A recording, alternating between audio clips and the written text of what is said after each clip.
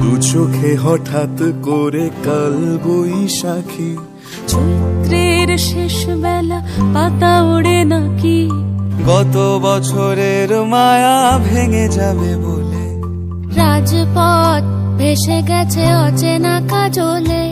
দু চোখে হঠাৎ করে কাল বৈশাখী, চৈত্রের শেষ বেলা পাতা ওড়ে নাকি, গত বছরের মায়া ভেঙে যাবে বলে, রাজপথ ভেসে গেছে অচেনা কাজলে।